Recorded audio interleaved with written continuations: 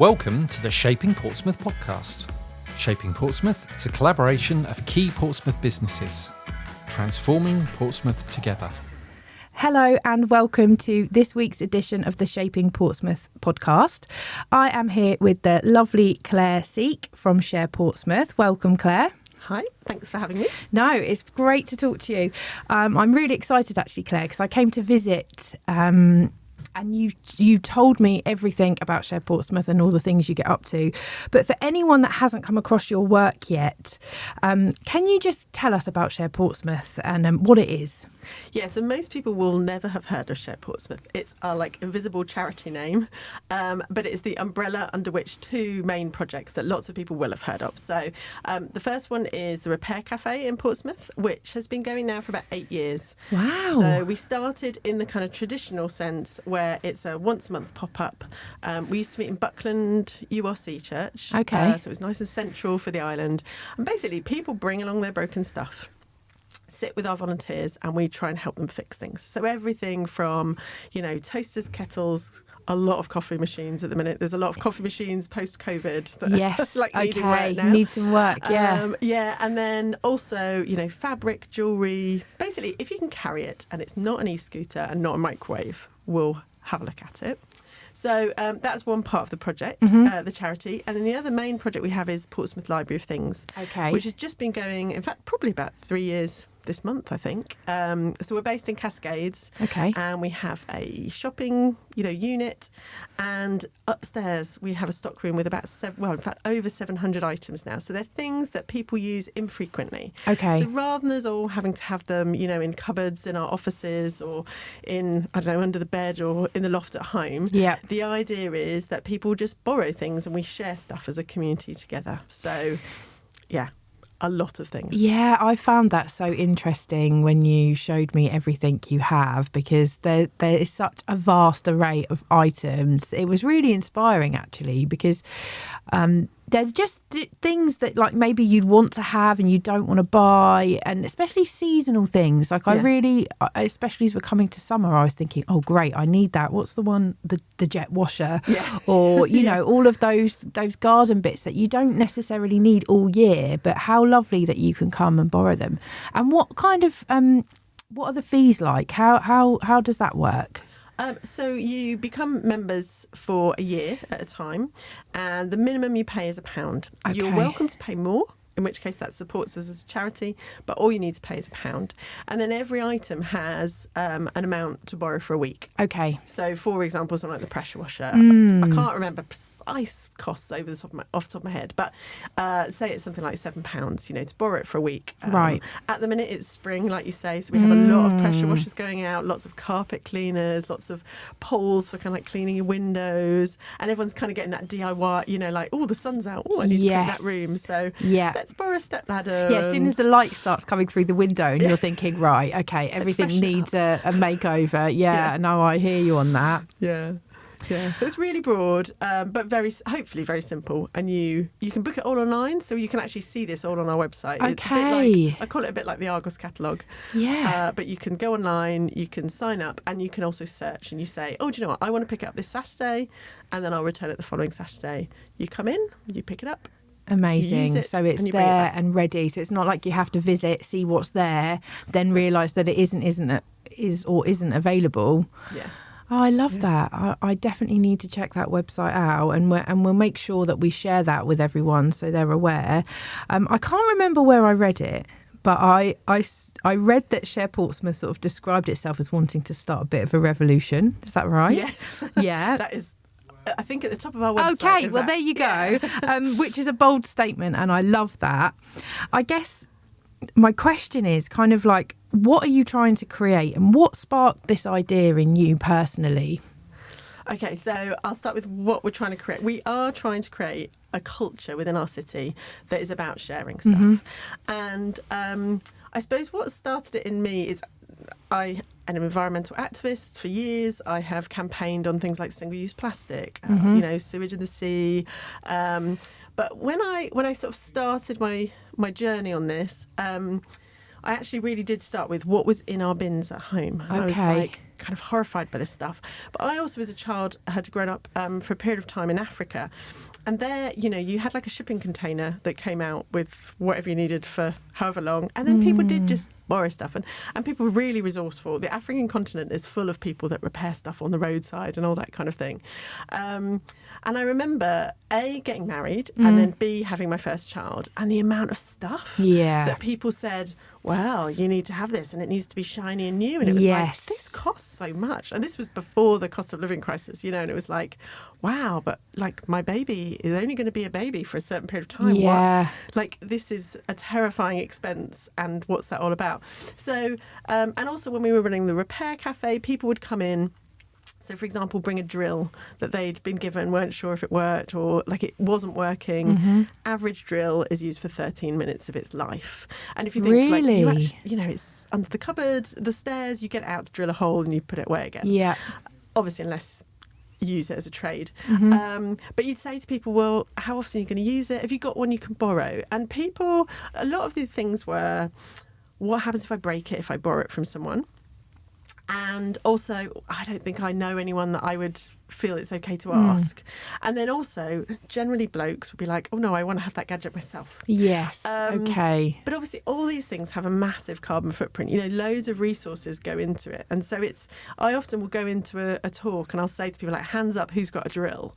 And like at least 2/3 of the room have a drill. And you're like, well, why? Yeah. How if often do you use it? Yeah, and if you just share it a bit more. And that's really the kind of revolution, I suppose, that we're looking to create is we'd love not to exist. We'd love it that just people... So often people say to us, oh, do you know what? I was about to borrow something and then I was chatting to the person across the desk at work and said, oh, I'm going to go. And they were like, oh, why don't you borrow mine? So even those kind of things, people are starting to talk the a little bit more, conversation. And how wonderful to live in communities where you have that kind of connection, where you can borrow things and have that dialogue with your neighbours and feel that we all need that well, for our well-being, we need to feel connected, don't we? Absolutely. And a lot of people, I think, in COVID, you know, there was that big sort of uprising of let's have a street WhatsApp group and those kind of things, which our street still has a WhatsApp group. And it's really good to just connect in with people a bit more and have something to share in common. You know, there's the old traditional thing of going around for a cup of sugar. Yes. But actually, like, you know, your street or your apartment block everyone doesn't need to have a ladder. Everyone doesn't need to have a sewing machine. Everyone doesn't need to, you know, if we just shared it a bit more, and we would save ourselves loads of money as well as having better connections. So it is about, we love it when people come in and pick stuff up, and we're always really nosy, going like, oh, you know, what are you doing? And so it's a lovely kind of connection point as well. I really felt that when I came to visit and I sat there and I was waiting for you, and the actual kind of like energy and kindness in Share Portsmouth and the Library of Things was so lovely.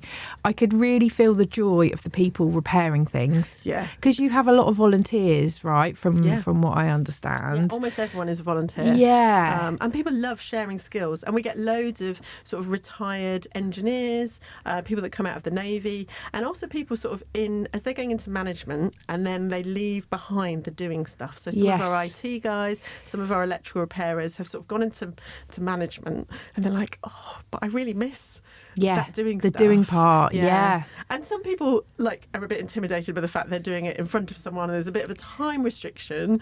But if you can cope with that, you know, loads of people also love sharing the skills and hearing stories. Yeah. You know, we had someone in the other day that ended up having some really long conversation about, you know, grandparents and that connection. And there's always a story behind every object, no matter kind of how random it is. It is like a live repair, you know, the programme on the TV, shop. the repair shop. It felt like a live repair shop experience. Yeah, we generally don't cry quite as much. No, but I could just... and you don't get to escape and come back. But there is something, there's a real joy in seeing someone, and I can imagine that feeling where you've actually got something fixed and you haven't had to sort of like fork out for a new something.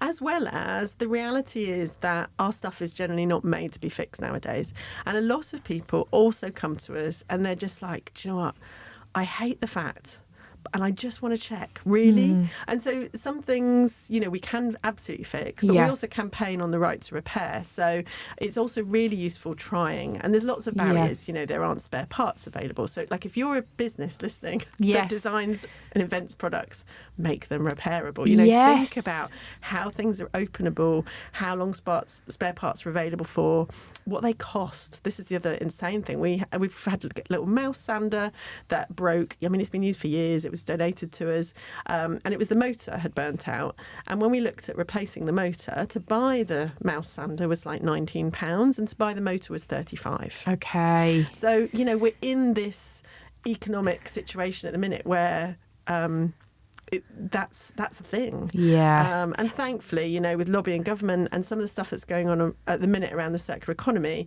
is, the economy is going to have to be designed to be circular. So stuff is more repairable. Stuff, when it comes to the end of its life, is recyclable. So it's not just thrown away.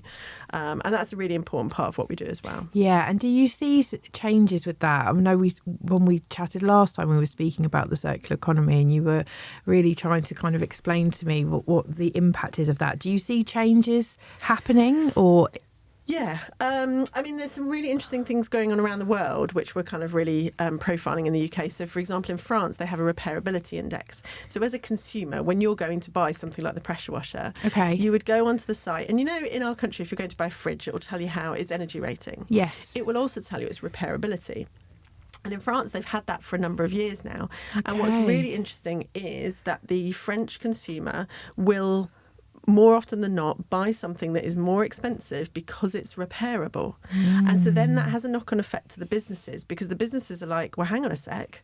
Like, if I'm going to keep my market share, I need to make stuff that's more repairable. So then there's more things becoming repairable. So, we're calling on the government to make that. And we're in discussions with, like Kingfisher, that own things like B&Q and Screwfix. And there's stuff going on behind the scenes, and there's repairability that, ironically, that they actually measure. They just don't share that with the consumer at the minute. Okay. So there's stuff like that. In London recently, they've explored a repair voucher scheme. So that was with I think it was the West London Waste Authority. They put some money in, and basically people could claim, I think it was something like a £50 voucher towards the repair cost, because repair can be, VAT is still charged on repair. And again, we're campaigning to say, like, reduce VAT or take VAT off. Yeah, make it easier for people. Make it more affordable. Yeah, sure. And like, you could replace your battery, you could replace the screen on your mobile phone. And actually it was proved that if people were given that bit of extra support financially, loads more people were like, yeah, absolutely, I don't want to replace my phone. It's much better to just replace the battery rather than buy a new one, which is an upgrade, which isn't really much of an upgrade. Yes. So the British public absolutely want repairable products. Yes. It's just trying to remove some of those barriers. So it's encouraging. There are definitely encouraging signs. Yeah, that's great to hear. On this, the Circular Economy Task Force is, when they started work on it a couple of years ago, e-waste, electrical items weren't in it, and we got wind of that, campaigned, and now it is. So great. Hopefully after local elections, that's going to be released, and we'll see kind of what the plan is. But the UK are the second biggest producer of electronic waste per capita in the world. Right. So we have some work to do. Yes, of course. Well, it's so great to know that this work is happening in our city. And I really hope if people haven't kind of like checked you out or visited, that they really take the time to do so, because it is amazing to just know that if you want to make a change, you're there ready to help. I do sometimes think, though, that sustainability can be like aimed at people who already have that in them, that they already care. How do you kind of reach people that haven't ever thought about borrowing things or repairing something? So it's really interesting, because being like in Cascades, we're a high street location. And what I would say is actually one of the main things that people find out from us is they can save money. Yes, okay. And then it's like the added bonus of, hang on a sec, I can save money and I can help the planet. And I think it's a bit of a misconception that there is definitely this conception, isn't it? Like the more well off, or the people that have time to make sustainable choices are the ones that are going to do it. But actually, I think pretty much across the board in the UK now, people are concerned and have, climate anxiety. Yeah. And so no matter what your kind of financial situation is, if there's a way that you can do something, people will do something. So it's sort of a bit of a no-brainer when it comes to, we get people all the time that come in, they're like, oh my goodness, I've just bought a carpet washer if I'd known. Yes. So a lot of it is word of mouth. We go out to community events, and we are starting to talk more to businesses as well and say, it's not just about us in our individual lives. So, especially small businesses, if you're going to do a presentation, rather than forking out for a nice projector that you're just going to use once in a blue moon, come and borrow one. Or, if you're going to exhibitions, you can borrow an exhibition stand. If you're doing an outside event, you could borrow a gazebo. We've kind of got one of those 3x3 market traders things. We've even got an amazing power bank. So, if you're going to an exhibition and they're charging you extra for a plug, why not borrow the power bank and sneak that in to display your screen? So, and we're also talking to people about what have they got or what haven't we got that they would like us to stock. And also businesses that have stuff already that are cluttering up spaces. Yeah. You could add it into the library, or we're also starting to work with projects where they've got stuff they want to lend out to people. So there are ways that you can kind of get involved, and we've got all that software. So rather than reinventing the wheel, you just integrate into us. You can just take that kind of the work away from businesses, because obviously we have lots of lovely businesses within our community who might be listening to this and thinking about their own organisations. So what real practical sort of tangible ways could businesses get involved?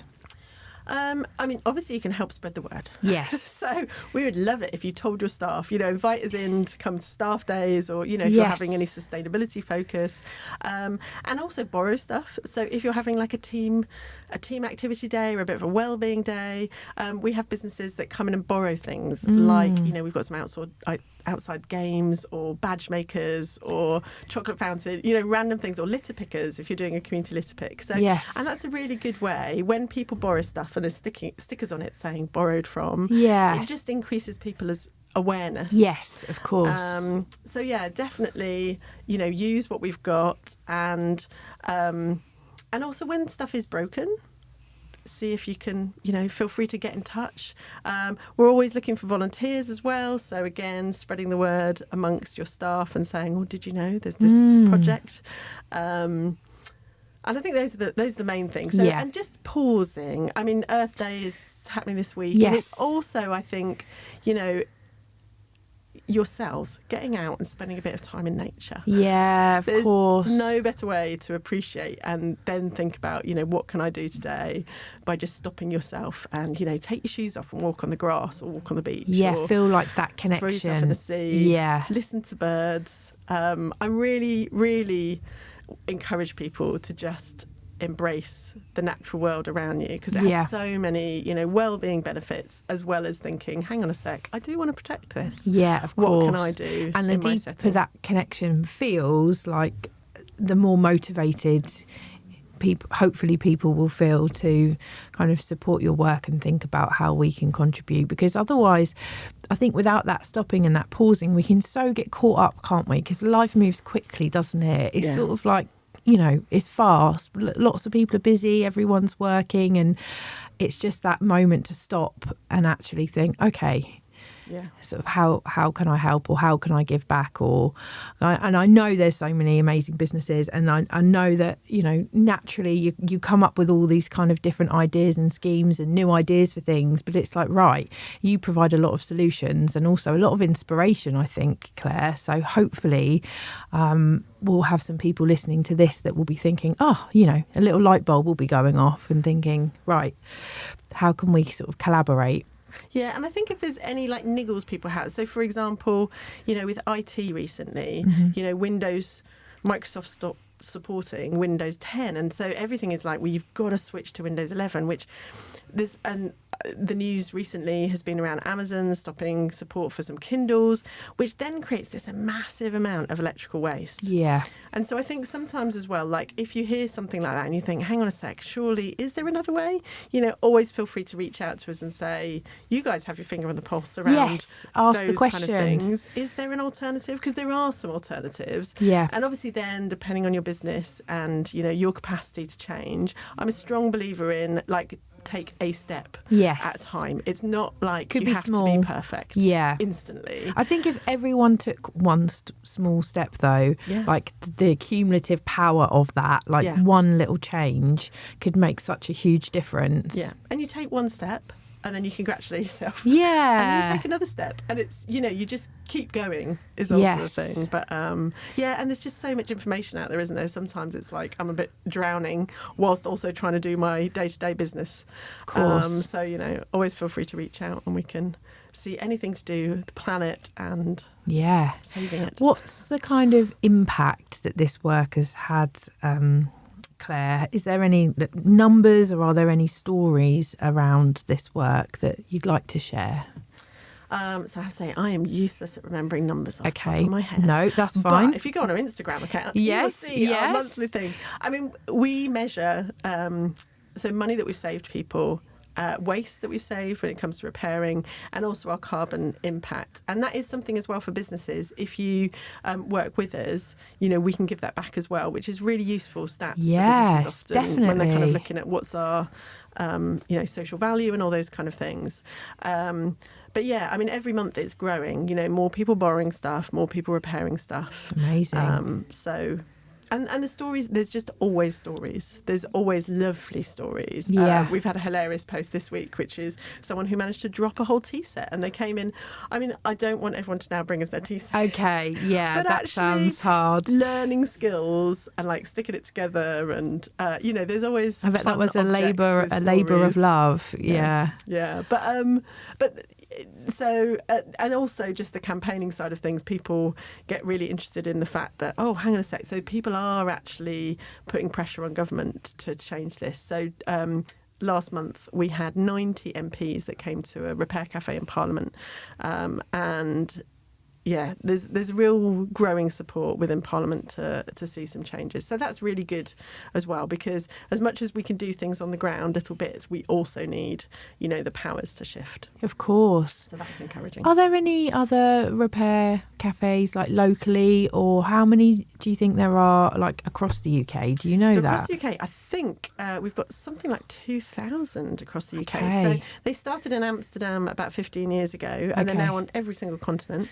But yeah, Hampshire, I think we're up to about 28 now in Hampshire. Great. So we're the only one that's like, open 4 times a week. All of the rest of them are the normal model, which is sort of once a month. Generally at the weekend, you'll find them in a community centre, but you can just do an online search. So Amazing. locally, there's Havant, there's Hayling Island. I think Titchfield have just started one. There's loads over sort of Southampton way, and then Hampshire is growing. I know. Which is really exciting. How encouraging is that you can feel that? And just share your hours, because I know that you're not open every day. No, so we are I have 50 volunteers, and there's a limit to Yeah, when of we're course. open. So we're open Wednesday, Friday, and Saturday 10 till 1, and Thursday 1 till 4. And then we also do pop-ups around the place the third Saturday. That's the other thing, is if businesses are interested in us doing a repair cafe at their location. So we've done That's a couple great recently at idea. the university, like a lunchtime. I'm actually meeting later this week with Lakeside about potentially doing one up at Lakeside. Amazing. We've done one at B&Q's headquarters in Eastleigh. So that's the other thing, to make it a bit more accessible to people. Yeah, bring the whole idea to them so Yeah. that they can see it in action. Yeah. And how lovely that they can bring whatever the item is and then have a chance of it being looked at. Or just it's that little seed of an idea sometimes that's planted that just makes you think differently. Because like I was saying, since I visited you, there's so many things that have come up that I'm thinking about doing, garden, that kind of thing, and I'm like, oh no, I feel like really happy that I know where to come now. Yeah. You can borrow that strimmer or those loppers. Yeah. You don't have to buy them. Exactly. You can just come and buy them. Yeah. Or if you do have those tools, bring them in and we can help you sharpen them. Yes. Oh no, So, yeah. great. Yeah. That's another great idea. I wonder, Claire, like in your own kind of like personal life, do you have like a top thing that you think makes like the most impact, or is there something that you would share that we could sort of take away as like individuals? So I have a few mantras. One is it's easier to beg forgiveness than ask permission. Okay, right. So, for example, I will often start like planting up round street trees and things like that because, you know, like, just have a bit of fun with some of these things. Okay, yeah. But I also think just be gentle to yourself. Yeah, okay. But still do something. Sure. So it's having that balance. Like the small step, like the 1% change or whatever it is. And so many people say, oh, well, what difference will that make? But, you know, if everyone makes a change, like you said earlier, it does have an impact. And I think it also has an impact. You know, as I say, there's a massive amount of climate anxiety.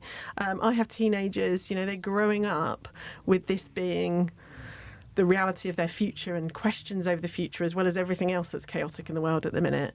And I think taking little steps, one of which is getting out in nature. Yeah, okay. But also, you know, on a day-to-day basis, you know, the next time you're thinking, I'm about to buy something, like pause. Yeah. Do I actually need to buy that? Is there someone I could borrow it off?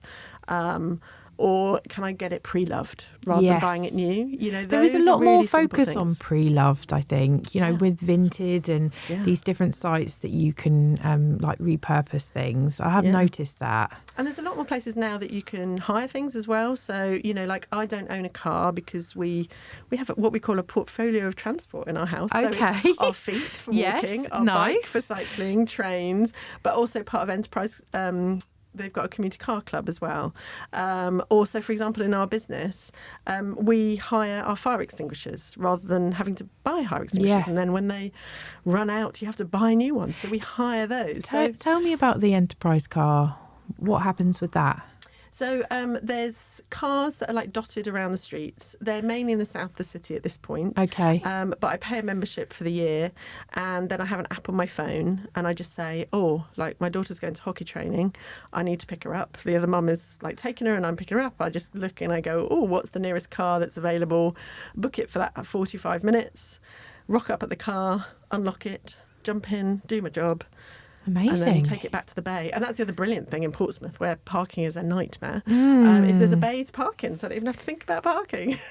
That's incredible. So, yeah, that's a really good way to, as I say, like I think it's about us thinking a little bit differently about how we do life. Yeah. But still enjoying life. Sure. But, I mean, cars are really expensive to maintain and run. And if you have that ability to, you know, cycle a bit more and walk and just use a car when you really need a car. From a charity perspective, I use it, you know, sometimes if we're doing pop-ups further away, or they've got vans available, like if we're, you know, going to a community event and need to fit the gazebo in or something like that. So, it's another good way. A bit like the bikes and the scooters around the city. It's just there's also cars. Yes. Well, and I didn't know that, so it's really interesting to think about that. Like you say, it's just doing things a little bit differently. Yeah.